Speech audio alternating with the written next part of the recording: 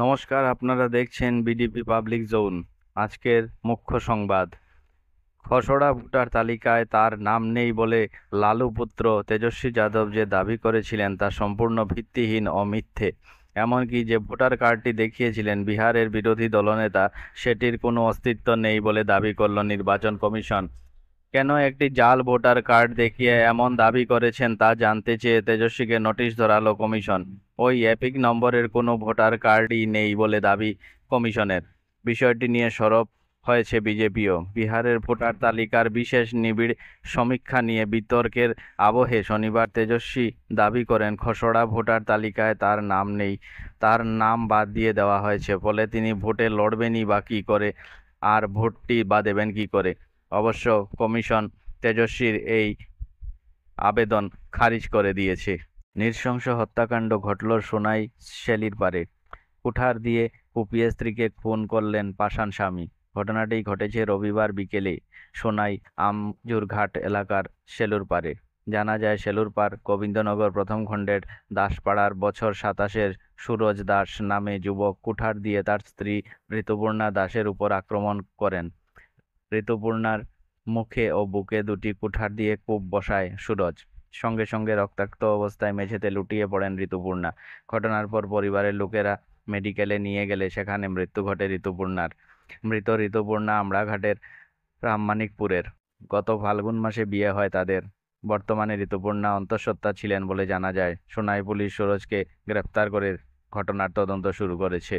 ত্রিপুরার ঊনকোটি জেলার হীরাছড়া চা বাগান এলাকায় কুকুর কেটে মাংস খাওয়া ও বিক্রির ঘটনায় ব্যাপক চাঞ্চল্য ছড়িয়ে পড়েছে। স্থানীয় চা শ্রমিকদের তৎপরতায় রবিবার দুই ব্যক্তিকে হাতে নাতে ধরে ফেলে বৈদ্যুতিক খুঁটির সঙ্গে বেঁধে রাখার ঘটনা ঘিরে পুরো এলাকায় রীতিমতো উত্তেজনা ছড়িয়ে পড়েছে। প্রসঙ্গত চা শ্রমিক সময়ে প্রসঙ্গত সাম্প্রতিক সময়ে চা বাগান সংলগ্ন এলাকায় পোষা কুকুর নিখোঁজ হওয়ার ঘটনা ক্রমেই বেড়ে চলেছিল। গৃহস্থ বাড়ি থেকে পোষা প্রাণী, বিশেষ করে কুকুর, ছাগল ও হাঁস মুরগি হারিয়ে যাওয়ার এলাকাবাসীর মধ্যে সন্দেহের দানা বাঁধে। অবশেষে রবিবার দুপুরে স্থানীয় শ্রমিকদের নজরে পড়ে সন্দেহভাজন দুই ব্যক্তি। তারা ধরা পড়ার পর স্বীকার করে যে তারা কুকুর চুরি করে কেটে নিজেরাও খেত এবং আশপাশে বিক্রিও করত।